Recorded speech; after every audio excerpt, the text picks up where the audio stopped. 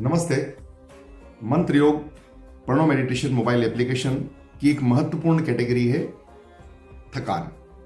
जो कि शारीरिक भी हो सकती है और मानसिक भी हो सकती है, जिसमें शरीर की शक्ति का ह्रास होता है, शरीर में शक्ति कम लगने लगती है।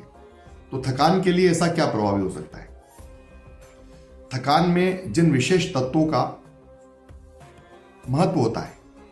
शरीर में जो तत्व थकान के लिए कारक है, उन विशेष कारक तत्वों के लिए यजुर्वेद के मंत्रों को इस प्रकार से संकलित किया गया है, जिनकी स्वर ध्वनियां थकान में कारक तत्वों को तुरंत स्पंदित करती है। थकान में इन कारक तत्वों के मंत्रों को शुक्ल यजुर्वेद के 13वें और 27वें अध्याय से लिया गया है। साथ में शनि ग्रह का बीज मंत्र भी इस कार्यक्रम में समायोजित किया गया है। शोध आधारित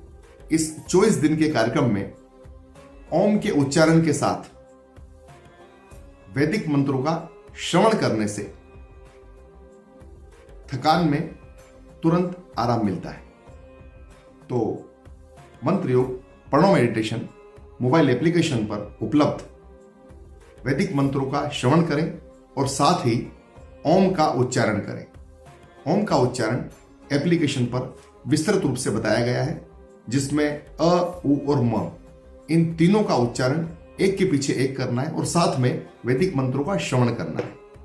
और थकान में तुरंत आराम प्राप्त करें और मन को प्रफुल्लित करें। धन्यवाद।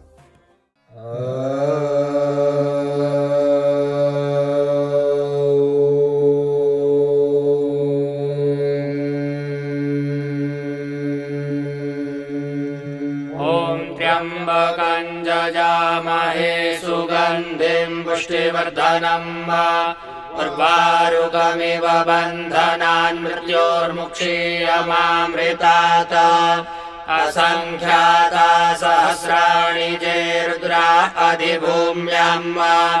तेघाग्मुसहस्रयोजने वधन्वानि तन्मसि अस्मिन् महत्यर्णवेऽन्तरिक्षे भवा अधि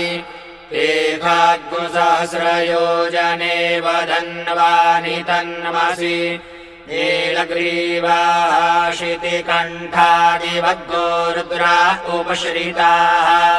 तेघाग्मुसहस्रयोजने वधन्वानि तन्मसि नीलग्रीवाः शितिकण्ठाः सर्वा अधः क्षमाचराः तेघाग्मुसहस्रयोजने वधन्वानि तन्मसि ये वृक्षे कुशकपिञ्जरा नीलग्रीवाभिलोहिताः तेघाग्मुसहस्रयोजने वधन्वानि तन्मसि ये भूतानामधिपतयो द्विशिखासः कपर्दिनः तेघाग्मुसहस्रयोजने वधन्वानि तन्मसि ये पथाम्पतिरक्षय ऐलवृदा आयुर्जुधः तेघाग्मुसहस्रयोजने वधन्वानि तन्मसि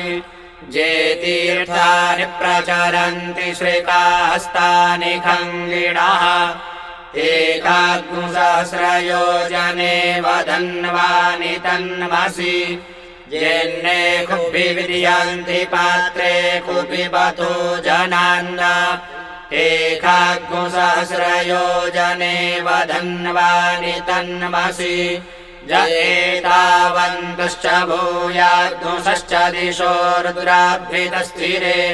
तेघाग्मुसहस्रयोजने वधन्वानि तन्मसि नमोऽस्तु रुद्रेभ्यो जे दिवि जेघाम्बरेघमिखवः तेभ्यो 10 प्राचीर्दश दक्षिणा 10 प्रतीचीर्दशोदीचीर्दशोर्ध्वाः तेभ्यो नमो अस्तु तेनो वन्तु तेनो व्रीडयन्तु ते जन्विखमोदश्च नो द्वेष्टितमे खाञ्जम्भे दद्मः नमोऽस्तु रुद्रेभ्यो जेऽन्तरिक्षे जेघाम्बात इखवः